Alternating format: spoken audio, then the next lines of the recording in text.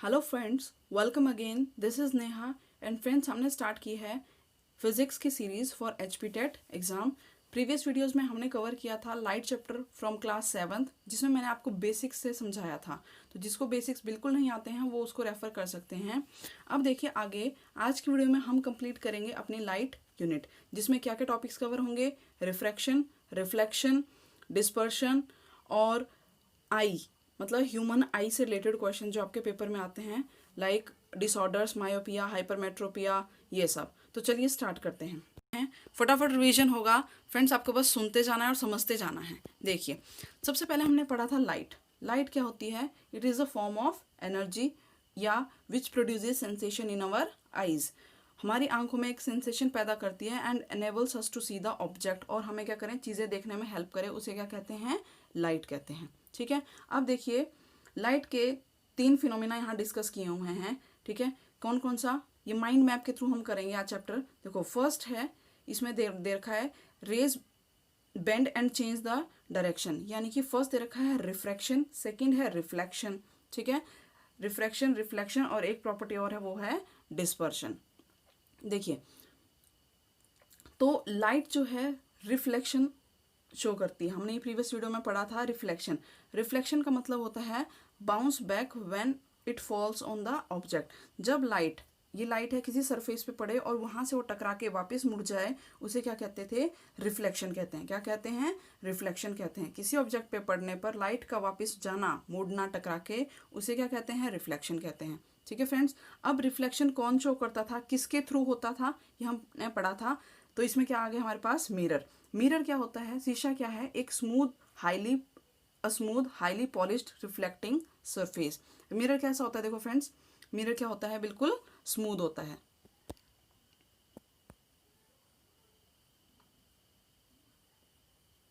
तो मिरर कैसा रहता है?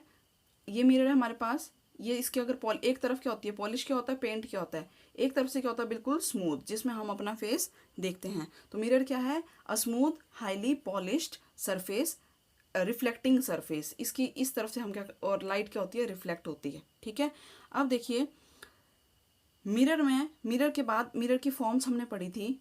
मिरर क्या करता है? क्या फॉर्म करता है? इमेज फॉर्म करता है। क्या बनाता है? एक परछाई बनाता है। किस किस टाइप की हो सकती है? एक होती है रियल, एक होती है वर्चुअल। ठीक है, इमेजेस कैसी बन सकती हैं friend? Real and inverted. Real image क्या होती है? वास्तविक जो परछाई है या इमेज है, वो क्या होती है? That can be taken on screen, जिसे किस पे उतारा जा सके? स्क्रीन पर उतारा जा सके। वर्चुअल क्या होती है? जिसे स्क्रीन पर नहीं उतारा जा सके। ठीक है, इनके बारे में डिटेल समझना है तो आप प्रीवियस वीडियो देख लें। नेक्स्ट देखिए, मिरर के टाइप्स हमने किए थे। क्या किए थे? मिरर के टाइप्स। टाइप्स कौन कौन से थे? देखो, मिरर के हमारे पास 2 टाइप्स थे। एक हो गया स्फेरिकल मिरर, एक हो गया प्लेन मिरर। स्फेरिकल मिरर कौन से मिरर हैं? वो मिरर जो किसी हॉलो ग्लास के स्फेयर से कट करके बनते हैं। ठीक है फ्रेंड्स, क्या कहाँ से बनते हैं? हॉलो, जैसे एक खाली, मतलब जैसे ग्लास होता है ना, बल्ब होता है हमारे पास, बल्ब, वो क्या होता है? बिल्कुल कांच की पतली सी शीट होती है। अगर उसको देखो इस तरह कट कर दें तो यहाँ से कर्व शेप में इस तरह का टुकड़ा निकलेगा इस पीस में। तो ऐसे और ऐसे 2 सरफेस निकली। इन्हीं को अगर एक को अंदर की तरफ से और एक को बाहर की साइड से क्या कर दो? पेंट कर दो, तो एक इसका काम करते हैं, शीशे का काम करते हैं। इस तरह के शीशे को क्या कहते हैं? स्फेरिकल मिरर्स कहते हैं। क्या कहते हैं? Spherical mirror. अब देखिए स्फेरिकल मिरर के टाइप्स क्या क्या हैं, ये देखो यहाँ पे टाइप्स बता रखे हैं। एक है कर्व्ड इनवर्ड, एक है कर्व्ड आउटवर्ड। इसका मतलब यही है, देखो कर्व इनवर्ड यानी कि कर्व है, और ये क्या है? अंदर की तरफ को है, तो बाहर पॉलिश कर दिया।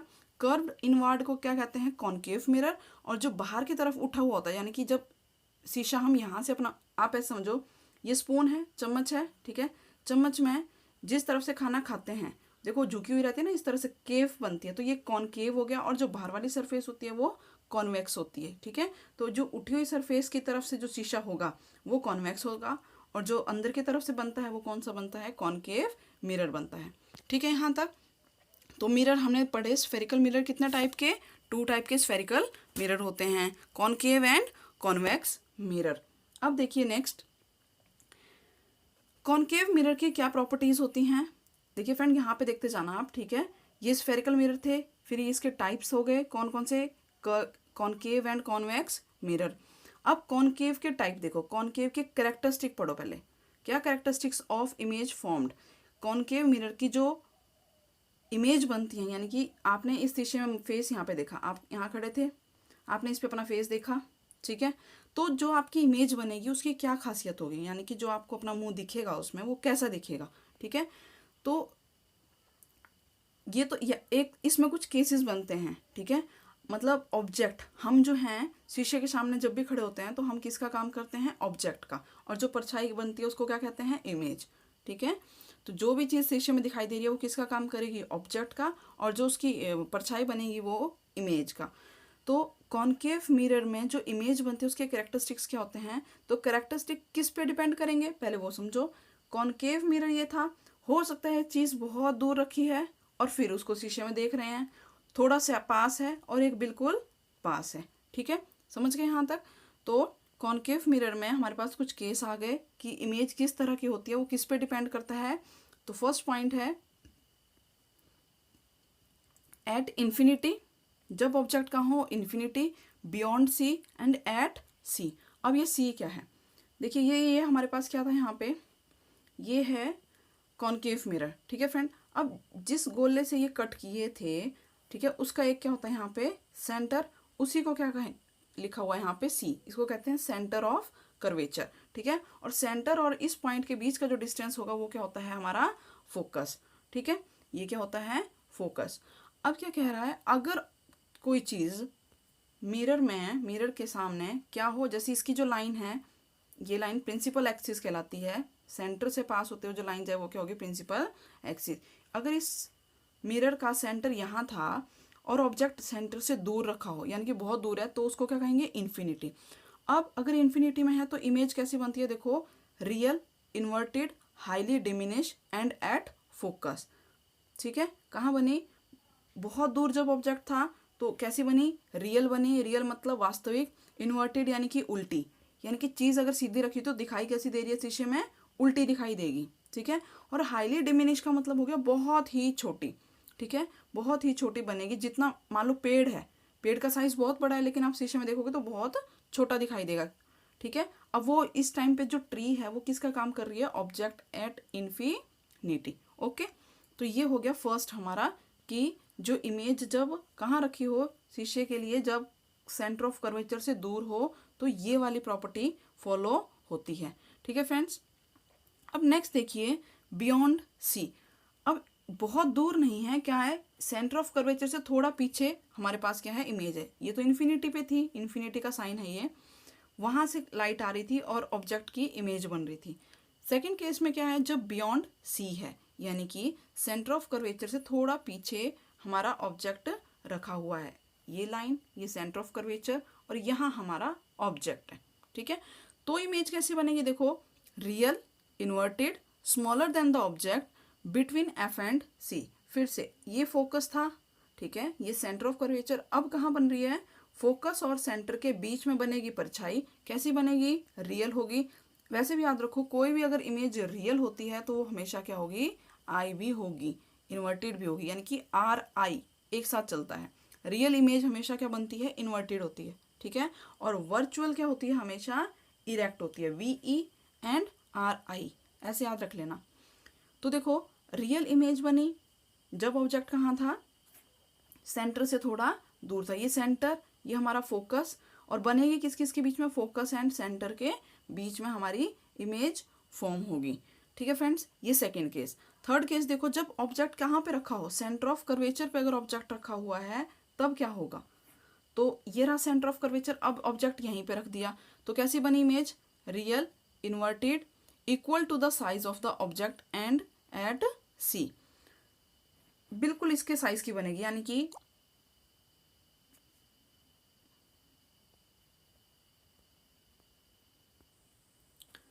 तो जब ऑब्जेक्ट कहाँ रखा हो, एट सी, ठीक है। ये किसकी बात कर रहे हैं, हम सारे के सारे मिरर के लिए पढ़ रहे हैं, ठीक है, ध्यान रखना। स्फेरिकल मिरर में कौन सा मिरर, कॉनकेव मिरर।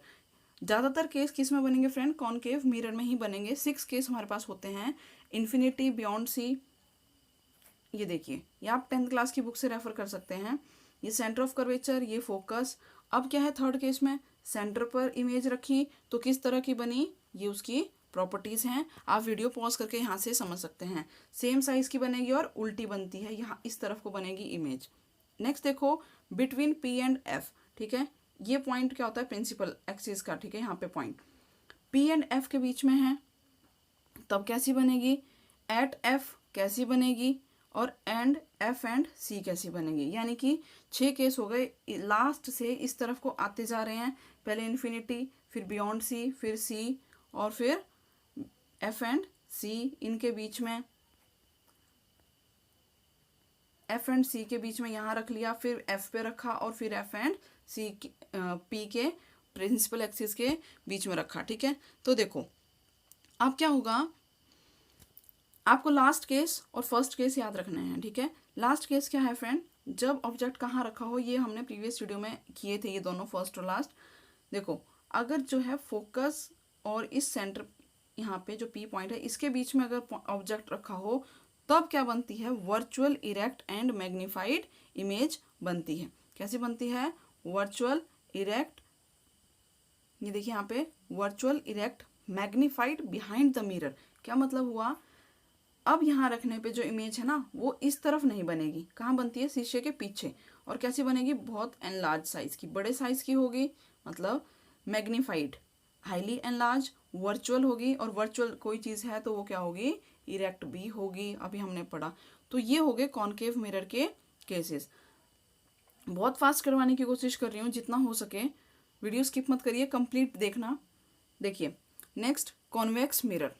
अब स्फेरिकल मिरर में हमने टाइप 1 पढ़ लिया कॉनकेव, फिर उसकी इमेजेस पढ़ ली, किस तरह से उसकी इमेज फॉर्म होती है। 6 केस थे हमारे पास, कितने case, 6 case.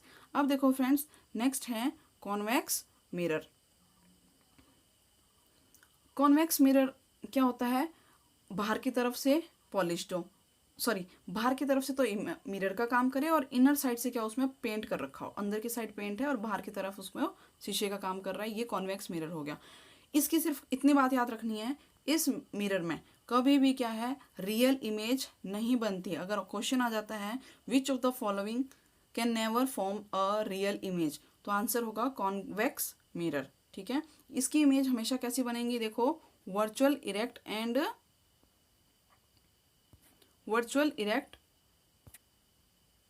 And diminished image, बहुत ही छोटी। अब देखिए रिफ्लेक्शन ऑफ लाइट, रिफ्लेक्शन कौन शो करता है, अभी हमने पढ़ लिया मिरर जो है वो क्या दिखाते हैं, रिफ्लेक्शन।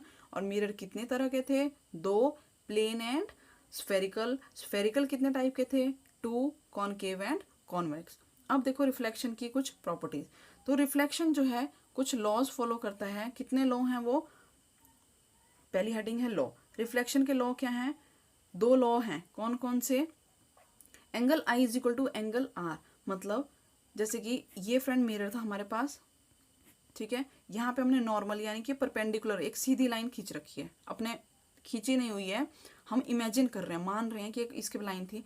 अब कोई लाइट की रे, ये रे ऑफ लाइट है जो इस पे आके पड़ी, तो यहाँ आके टकराई, अब ये यहाँ से टकराने के बाद वापस जाएगी, तो जितना एंगल इसने नॉर्मल के साथ बनाया था, ठीक है, ये हो गया आई, और जो जाने वाला एंगल है वो हो गया आर। तो क्या कहती है लॉ कि angle I is equal to angle R. Angle of incidence क्या बोलते हैं इसको, incidence, angle of incidence is equal to angle of reflection. और ये जो रे आके इसमें यहाँ पड़ेगी, इसको क्या कहते हैं, ये वाली, इसको क्या कहेंगे, इंसिडेंट रे, और ये जो गई इसको क्या कहेंगे, रिफ्लेक्टेड रे, ठीक है। फिर से समझिए, ये मिरर है, ये नॉर्मल है, जो ये लाइट आके पड़ रही है इसको क्या कहेंगे, इंसिडेंट रे, और ये जो जा रही है इसको क्या कहेंगे, रिफ्लेक्टेड रे। एंगल आई क्या होता है, एंगल आर के इक्वल होता है, ये इसकी सेकेंड लॉ थी, मैंने पहले आपको समझा दी। देखो आई इक्वल आर होता है, और पहली प्रॉपर्टी क्या है, incident, normal and reflected ray all lie in the same plane. देखो जैसे आपको स्क्रीन दिखाई दे रही है, मैंने इसमें क्या किया फ्रेंड्स, यहाँ पे ये मिरर ड्रॉ किया, ठीक है, अपनी इमेजिनरी लाइन है ये मिरर, हालांकि ऐसा नहीं होता है पर हम ऐसे ड्रॉ करेंगे। अब मान लो जो भी प्लेन सरफेस है, जहाँ पे भी प्लेन है एक, अगर उस पर कहीं पे लाइट पड़ रही है तो वो वापस भी जा रही है, और उसी पॉइंट पे एक नॉर्मल होता है। अभी हमने किया आई और आर के लिए, तो इंसिडेंट लाइट, रिफ्लेक्टेड लाइट जाने वाली, और ये जो नॉर्मल है, ये तीनों के तीनों क्या हैं, एक ही पॉइंट पे लाई करते हैं। ये कहती है रिफ्लेक्शन की फर्स्ट लॉ। ठीक है, हो गए लॉज कंप्लीट। अब देखिए रिफ्लेक्शन के टाइप्स। रिफ्लेक्शन के टाइप्स, तो रिफ्लेक्शन कितने टाइप्स का होता है? 2 टाइप्स का हम लोग पढ़ेंगे, regular and irregular. Regular reflection क्या है? मतलब जिसमें क्या हो, स्मूथ रिफ्लेक्शन हो। ठीक है, स्मूथ सरफेस से जो रिफ्लेक्शन होगा वो क्या होगा? रेगुलर। अब स्मूथ सरफेस कौन सी होती है दोस्तों? तो देखो स्मूथ सरफेस कौन सी होगी? जो प्लेन हो बिल्कुल। ठीक है, जैसे कि हमारे शीशे, हमें अपना फेस साफ क्यों दिख रहा है? क्योंकि वहां से जो रिफ्लेक्शन हो रहा है वो बिल्कुल क्लियर है। ठीक है, वहीं आप देखो अगर आप कोई चीज़ जो सरफेस स्मूथ नहीं है या वाटर है वहां से भी रिफ्लेक्ट हो रही है, लेकिन हमें अपना फेस बिल्कुल क्लियर नहीं दिखता, क्योंकि सरफेस क्या है? इर्रेगुलर सरफेस है। कैसी है? इर्रेगुलर सरफेस होती है। तो जो है वहां से कैसी इमेज बनेगी? रफ सरफेस से क्या बनेगी? इर्रेगुलर इमेज बनेगी। क्या समझे? रिफ्लेक्शन के 2 टाइप्स कौन कौन से? Regular and irregular. रेगुलर कहाँ से होता है? स्मूथ सरफेस से होता है। स्मूथ सरफेस का एग्जाम्पल क्या है? Plane mirror. सेकंड है इरेगुलर रिफ्लेक्शन, कहाँ से होता है? Occur from rough surface. कौन सी सरफेस? Rough surface. एग्जाम्पल देखो कार्डबोर्ड। ठीक है, मतलब ऐसी सरफेस जहाँ पे आपको क्लियर इमेजेस ना दिखें। ठीक है, वो क्या हो गई? हमारी रफ सरफेस का काम करेगी। अब कार्डबोर्ड में देखो इमेज तो नहीं दिख रही है, लेकिन है वो कैसी सरफेस? रफ सरफेस होती है। ठीक है, ये हो गए रिफ्लेक्शन के टाइप्स। अब देखिए नेक्स्ट जो है यहाँ पे वो है प्लेन मिरर की प्रॉपर्टीज। फिर से प्लेन मिरर आ गया। तो ये हमने पहले 7th क्लास से में जो क्लास की थी हमने, पार्ट 2 है शायद हमारी, आप सीरीज में देखना, या फिर हमारी HP टेट की प्लेलिस्ट में आप देख सकते हैं। HP टेट फिजिक्स के लिए एक प्लेलिस्ट बना रखी है, उसमें आपको सारी वीडियोस मिल जाएंगी। तो प्लेन मिरर के थ्रू जो रिफ्लेक्शन होगा वो किस तरह का होगा, यहाँ पे इंपॉर्टेंट है 1-2 पॉइंट, वो ध्यान रखना। देखिए प्लेन मिरर से reflection, characteristics of image, image जो बनती है वो कैसी होगी? अभी भी हमने देखा था पिछले मैप में कि क्या होगी? वर्चुअल होगी, वर्चुअल, इरेक्ट, लेटरली इन्वर्टेड और सेम साइज ऑफ ऑब्जेक्ट। तो 4 प्रॉपर्टीज आपने ध्यान रखनी है। अब देखिए प्लेन मिरर का यूज कहाँ होता है? Looking glass, reflectors in solar, cookers and making periscope. ये इंपॉर्टेंट हो गया अब यहाँ पे। पेरिस्कोप, पेरिस्कोप के लिए क्या यूज होता है? हमारा प्लेन मिरर यूज होता है, और फेस देखने के लिए और बाकी रिफ्लेक्टर के लिए यूज होता है। ठीक है, नेक्स्ट देखो plane mirror forms multiple images when. एक प्लेन मिरर है ना, प्लेन मिरर, ये आप इसके आगे खड़े हैं, आपको एक ही चेहरा दिख रहा है अपना, लेकिन कई बार क्या होता है यही प्लेन मिरर क्या बनाता है? बहुत सारी इमेज बनाता है। यानी कि खड़े आप एक हैं लेकिन इमेज दिखेंगी इनफाइनाइट, मतलब बहुत ज़्यादा परछाई दिखेंगी आपकी, एक के पीछे एक के पीछे एक। तो ऐसा कब होता है? तो देखिए फ्रेंड, कब होता है? व्हेन मिरर आर प्लेस्ड, कब? Parallel to each other. जब मिरर क्या किए गए हों, एक दूसरे के पैरेलल में प्लेस किए जाएं तो। ठीक है, मतलब एक शीशा था आपके पास और बिल्कुल उसके ठीक सामने अपने पीछे एक और रख लेना, बिल्कुल स्ट्रेट, दोनों बिल्कुल स्ट्रेट हैं, एक दूसरे के पैरेलल हों, और आप यहाँ खड़े हो गए सेंटर में। तो क्या होगा? किस तरह की इमेज बनेगी? आप जब शीशे में यहाँ अपने आप को देखेंगे ना, तो आपको दिखेंगे कि आप एक नहीं हो, क्या हो? इनफाइनाइट हो। बहुत सारी परछाई दिखेंगी, बहुत सारी, एक के पीछे एक के पीछे एक। ठीक है, अपनी ही खुद की इमेजेस दिखाई देंगी। कब? जब 2 मिरर एक दूसरे के आमने सामने हो, पैरेलल हो, 90 डिग्री में हो। अब देखो at 90 degree to each other, यहाँ पे 90 डिग्री कहने का मतलब था भाई ये 9 इस तरह का 90 बना रहे हैं। अब देखिए एक प्लेन शीशा आपने घर में लिया, शीशे सबके घर में होते हैं, मिरर करके देखना, एक मिरर ये है और एक शीशा इस तरह से रख लिया उसके ऊपर, ठीक, एक नीचे रखा और एक दूसरा आपने उसके ऊपर इस तरीके से रख लिया। अब ये दोनों आमने सामने हो गए। ठीक है, अब इस केस में कितनी इमेज दिखेंगी? इस केस में हमें कितनी इमेज दिखाई देंगी? 3 इमेजेस दिखाई देती हैं जब 2 मिरर एक दूसरे पे कितने एंगल पे रखे जाएं? 90 एंगल। तो देखिए क्या फॉर्मूला है? फॉर्मूला है हमारे पास the number of images n अगर हमें बतानी है कि कितनी इमेज बनेंगी तो किस पे डिपेंड करेगा? क्या फॉर्मूला है? 360 degree upon the angle between the mirrors, theta.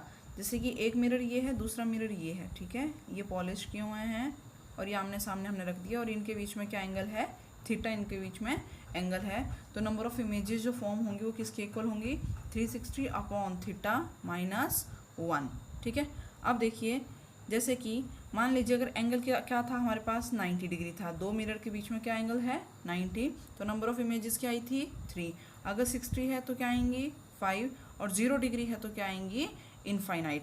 0 degree का मतलब क्या हो गया, दोनों मिरर क्या हैं एक दूसरे के पैरेलल हैं, ठीक है, दोनों मिरर क्या हैं एक दूसरे के पैरेलल हैं। तो ये हो गए कुछ कंसेप्ट्स।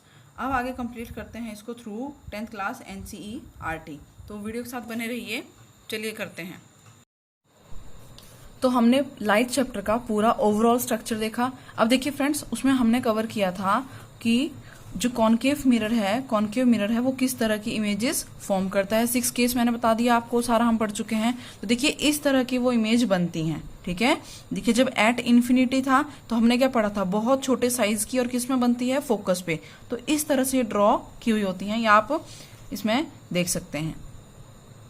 और ये है कॉन्वेक्स मिरर, ये इस तरह से सरफेस है, यहाँ पे इसमें क्या किया हुआ है पॉलिश है, और यहाँ पे हमने कोई ऑब्जेक्ट रखा, तो ये देखिए इस तरीके से क्या बनेगी, इसकी इमेज बनेगी। इमेज मिरर की साइड में नहीं बनती है, कहाँ बनेगी, बैक ऑफ द मिरर, ठीक है। ये कॉन्वेक्स के केस में हो गया।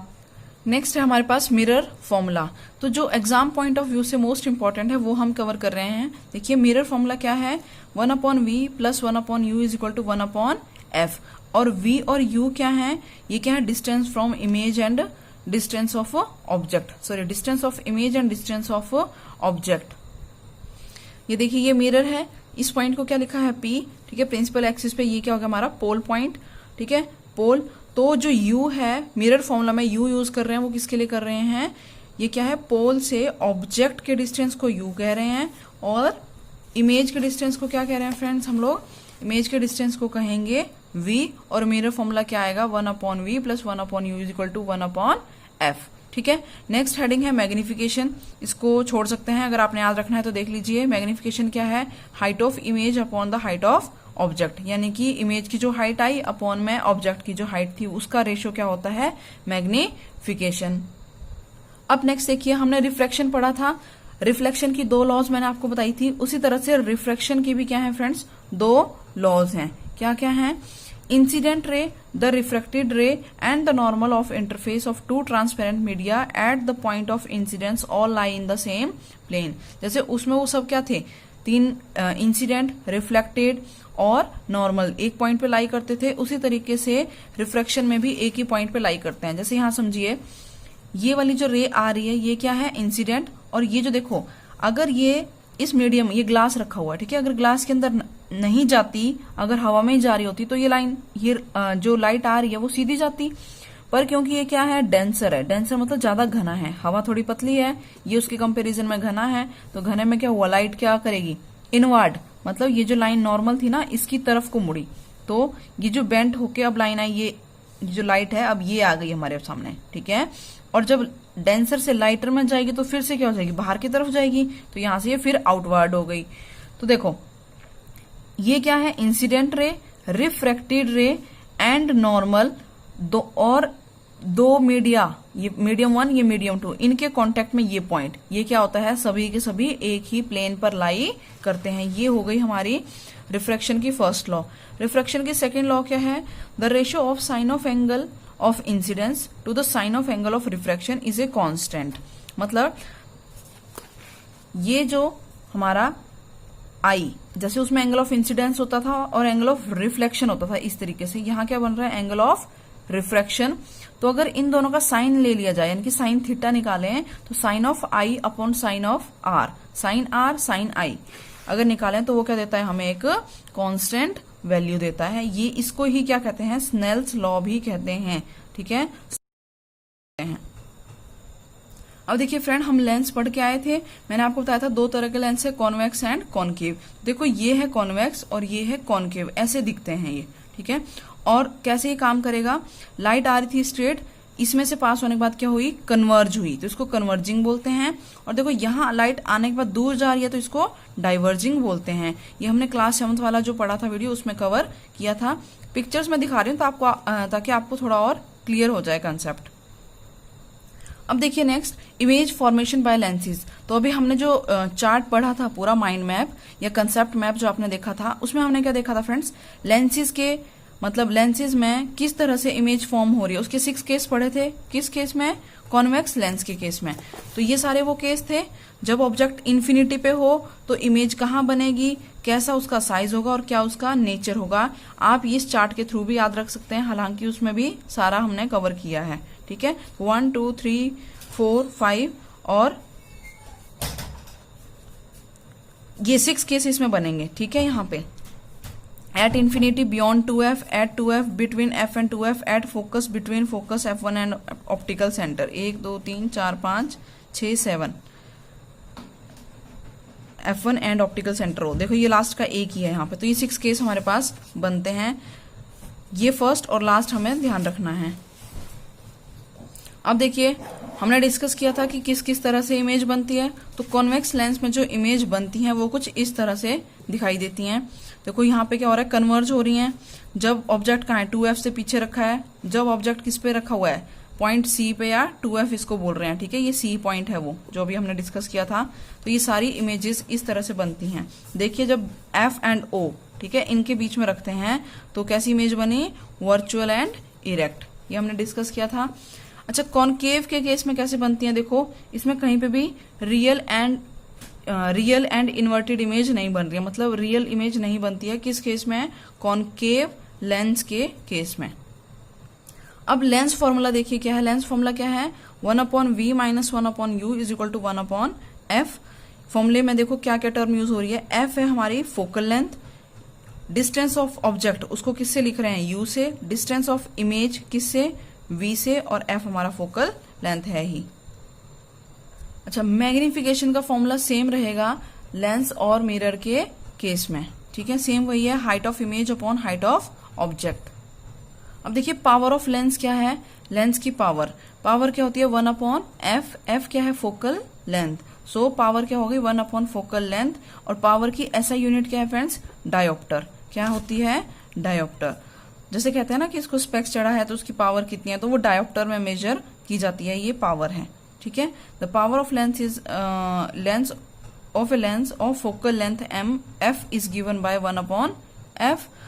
1 dioptre is equals to 1 metre inverse. तो 1 डायोप्टर असल में कितने के इक्वल हुआ, 1/m के इक्वल होता है। अच्छा, यहाँ पे पॉइंट नोट करना, कॉन्वेक्स लेंस की जो पावर है वो किस में ली जाती है, पॉजिटिव, और कॉनकेव लेंस की पावर किस में नापी जाती है, नेगेटिव में। ठीक है, कॉनकेव के लिए नेगेटिव और कॉन्वेक्स के लिए पॉजिटिव। तो ये आप याद रखेंगे। अब देखिए नेक्स्ट जो बहुत इंपॉर्टेंट टॉपिक है वो है हमारा ह्यूमन आई, जिसमें से एक क्वेश्चन एग्जाम में आता है। तो ह्यूमन आई में इसके पार्ट्स और किसकी क्या फंक्शनिंग है, एंड इससे रिलेटेड जो डिसऑर्डर्स हैं या जो आपको डिफेक्ट्स होते हैं, like myopia, hypermetropia, presbyopia, astigmatism, ये सारे। तो देखिए फ्रेंड्स, ये है ह्यूमन आई का डायग्राम। इसमें आप देख रहे होंगे ये पार्ट क्या है, प्यूपिल है, ये हमारे क्या है, iris, aqueous humour, crystalline lens, और ये किसके जैसा काम कर रहा है यहाँ पे, ये हमारी सिलियरी मसल्स हो गई। और ये जो पॉइंट है यहाँ पे, ये जो स्क्रीन दिखाई दे रही है, ये क्या है, रेटिना।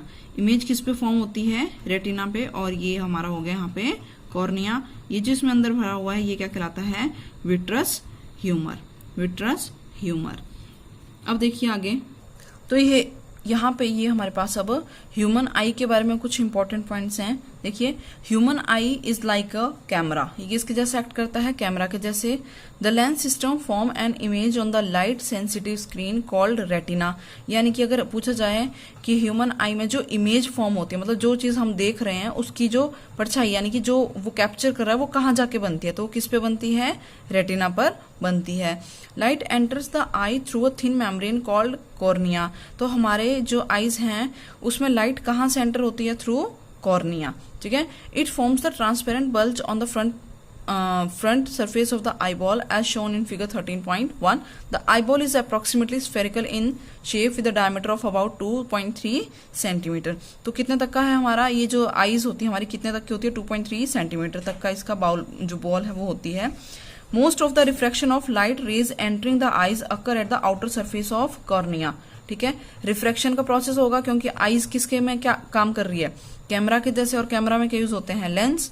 ठीक है, तो यहाँ पे क्या होता है, आईज में रिफ्रैक्शन होता है। The crystalline lens merely provides the फाइनर adjustment of focal length. तो क्रिस्टलाइन लेंस क्या है, जो लेंस है हमारी आईज का वो क्या करता है, एडजस्टमेंट करता रहता है। ठीक है, वही लाइट कितने दूर से आ रही है, कैसे उसको उसने क्या करना है, इमेज फॉर्म करनी है, ये सब वो एडजस्टमेंट करता है। We find a structure required to the finer adjustment of focal length required to focus object at different distances on retina। ठीक है, क्यों एडजस्ट करते रहते हैं हमारा आईबॉल या जो लेंस है वो क्यों एडजस्ट करता रहता है, क्योंकि उसे क्या करना होता है ताकि जो सही इमेज है वो किस पे फॉर्म हो सके, रेटिना में। ठीक है, अगर देखो इसी वजह से हमारे जो है स्पेक्स का सारा काम करता है, वही हमें दिखाई नहीं दे रहा दूर का पास का, तो वो किस वजह से है कि लेंस जो है प्रॉपर एडजस्टमेंट नहीं कर पाता। ठीक है, जो आई का लेंस है वो प्रॉपर एडजस्टमेंट नहीं कर पा रहा है, तभी तो जो आई साइट है वो क्या होती है, वीक हो जाती है, मतलब लेंस में प्रॉब्लम आ रही है एडजस्ट होने में। अब देखिए, we find a structure called iris behind the cornea. Iris किसके पीछे होता है, कॉर्निया के पीछे। ये क्या काम करता है, dark muscular diaphragm that controls the size of प्यूपिल। यह क्या करता है, प्यूपिल के साइज को कंट्रोल करता है। और प्यूपिल क्या काम करता है, regulates and controls the amount of light entering the eye. तो प्यूपिल क्या कंट्रोल करता है कि हमारी आंख में जो है रोशनी अंदर कितनी जानी चाहिए।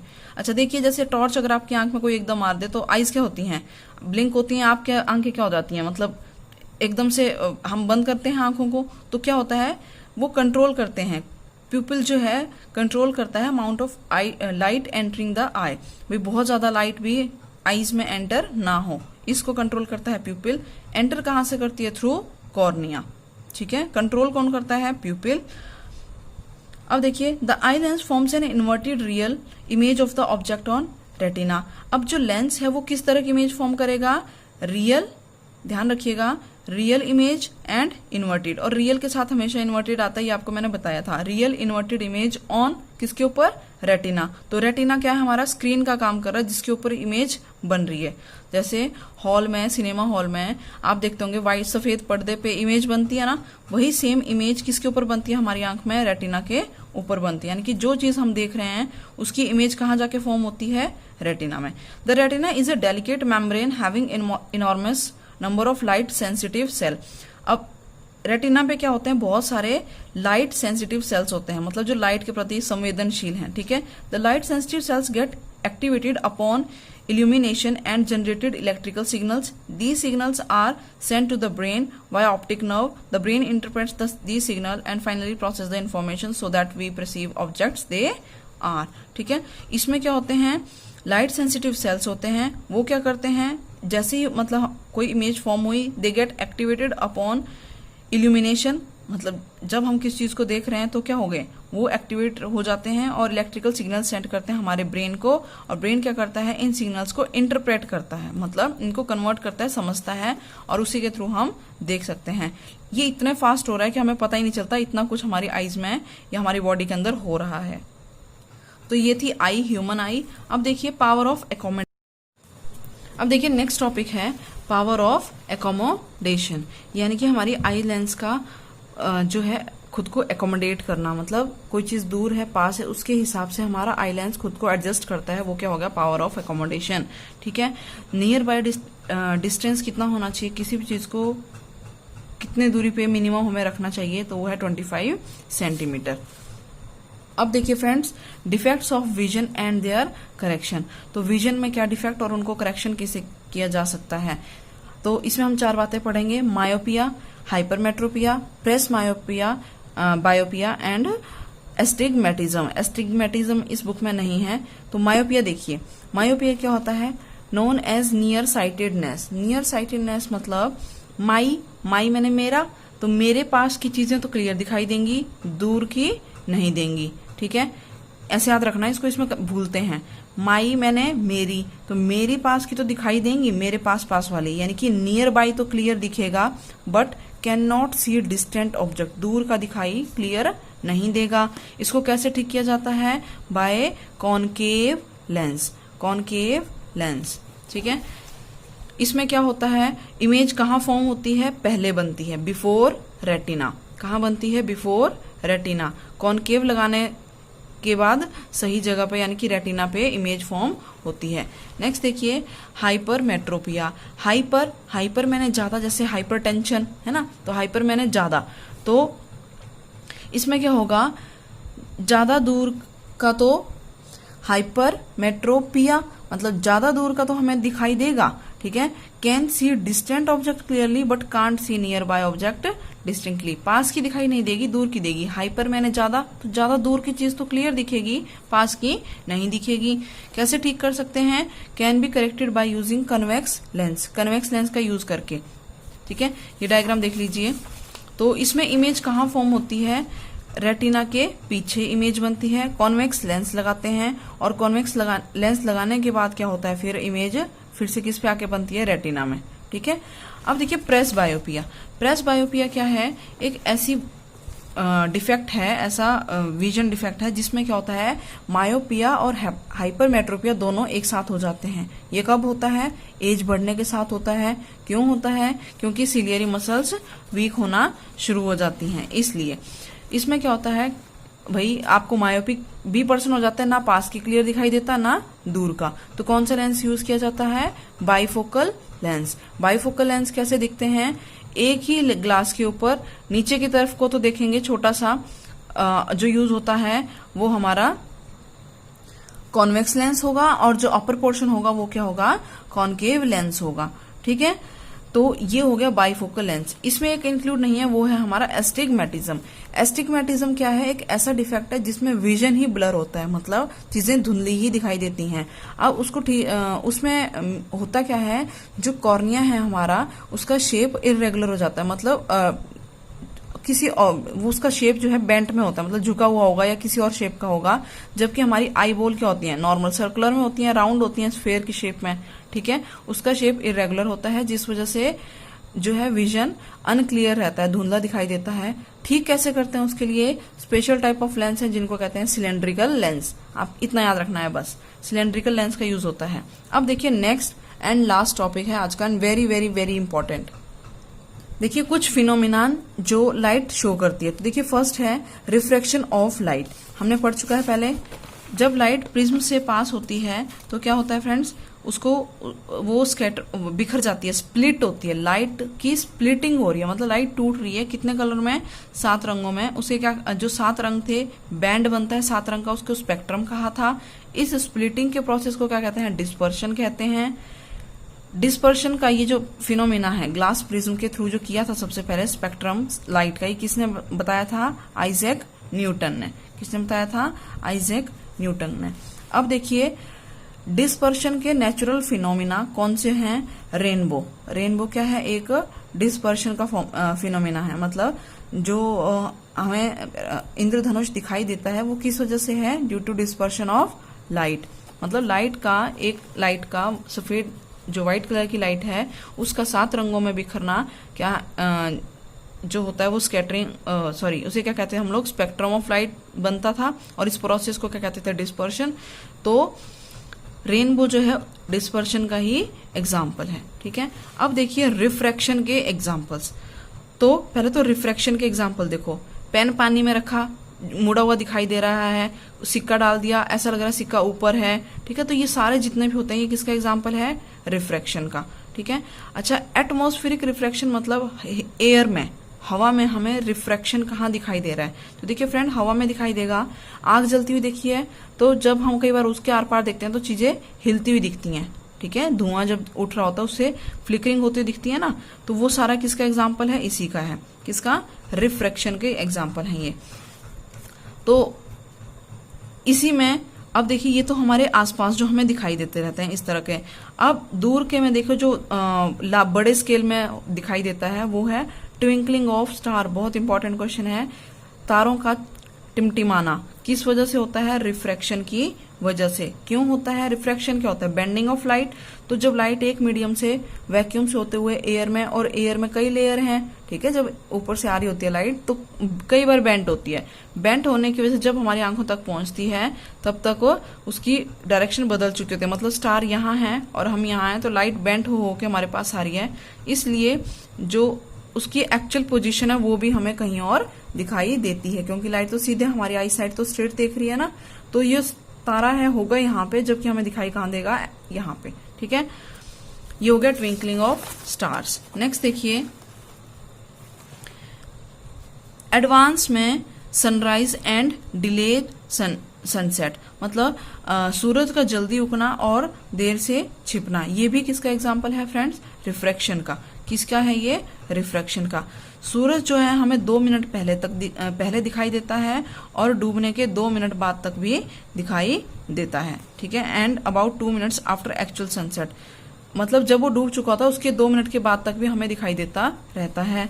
ठीक है, ये भी किस वजह से हो रहा है? रिफ्रैक्शन की वजह से। आपने इतना याद रखना है। देखो सूरज यहाँ था, रिफ्रैक्शन हुआ, मतलब लाइट बेंट हो रही है, बेंट हो रही है, बेंट हो रही है। अब क्या हुआ, जब हमें एक्चुअली में दिखेगा सूरज, वो क्या दिखेगा? उससे थोड़ा ऊपर दिखाई देगा, इसलिए 2 मिनट का फर्क आता है। और अब देखो तीसरा फिनोमेना, स्कैटरिंग ऑफ लाइट। तो स्कैटरिंग ऑफ लाइट क्या है? मतलब लाइट का बिखरना। ठीक है, यहाँ पे एक लाइट 7 रंगों में टूट नहीं रही है, स्प्लिटिंग नहीं है, ये क्या है? स्कैटरिंग। स्प्लिटिंग डिस्पर्शन होता है, स्कैटरिंग मतलब फैलना। ठीक है, बिखर जाना, एक ही लाइट का बिखरना, और स्प्लिटिंग मैंने टूटना। तो सफेद लाइट जब कलर में टूट रही थी तो वो स्प्लिटिंग ऑफ लाइट था, जिसको डिस्पर्शन कहते थे। स्कैटरिंग मैंने एक ही कलर जो है वो बिखर रहा है। ठीक है, बिखर गया चारों तरफ, जैसे पानी आपने गिराया तो पानी चारों तरफ फैल गया, वो स्कैटर हो गया। ठीक है, आप ऐसे एग्जाम्पल ले सकते हैं। अब देखिए, स्कैटरिंग ऑफ लाइट के फिनोमिना कौन से हैं वो याद रखने हैं। स्काई का ब्लू कलर दिखना, सनराइज और सनसेट मतलब सूरज डूबते और उगते समय लाल रंग का दिखाई देना, आसमान नीला दिखाई देना। ठीक है, और यहाँ पे एक एग्जाम्पल और दे रखा है, scattering of light by colloidal particles. तो कोलाइडल सॉल्यूशन एक होता है, आप बस इतना याद रखिए, कोलाइडल पार्टिकल्स में भी क्या होती है? Scattering of light. अब देखिए स्कैटरिंग का एक कौन कौन से एग्जाम्पल है। पहला है टिंडल इफेक्ट शो करना। ठीक है, पहला है टिंडल इफेक्ट शो करता है कौन? स्कैटरिंग ऑफ लाइट के थ्रू। नेक्स्ट है colour of clear sky is blue.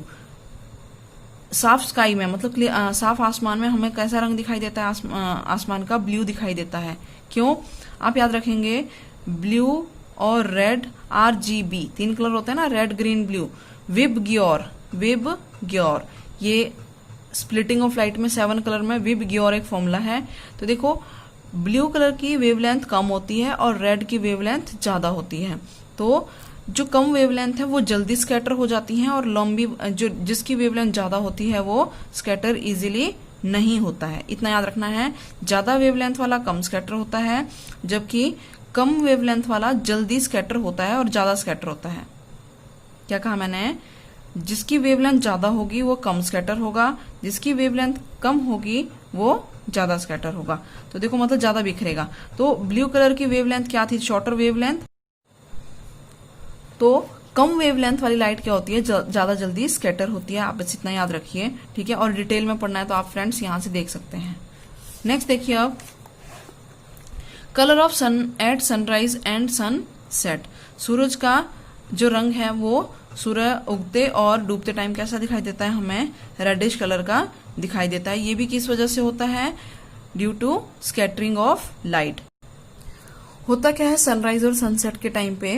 देखो ब्लू कलर तो आसमान का है ही है। ठीक है, मतलब लाइट जो है स्कैटर हो रही है, क्योंकि जो ब्लू कलर है उसकी वेवलेंथ कम थी, वो स्कैटर हो गया। अब जो रेड कलर था उसकी वेवलेंथ ज्यादा है, और सनसेट और सनराइज के टाइम पे मतलब सूर्य उगने और डूबने के समय में सूर्य की दूरी हमसे ज्यादा होती है। तो जो लाइट लंबा डिस्टेंस ट्रेवल करती है वो कौन सी हुई? रेड कलर की लाइट लॉन्ग डिस्टेंस ट्रेवल करती है, उसकी वेवलेंथ ज्यादा है, तो लाल रंग ही हमारी आंखों तक पहुंचता है। इसलिए क्या है, हमें जो स्काई है वो कैसी दिखाई देती है उस टाइम पे? रेड कलर के दिखाई देते हैं। तो फ्रेंड ये था लाइट चैप्टर कंप्लीट। तो मिलते हैं अब नेक्स्ट वीडियो में, जिसमें हम करेंगे लाइट चैप्टर से related questions. I hope you like the video. If you like then please give it a thumbs up, like, share and subscribe my channel. Thank you. Thanks for watching.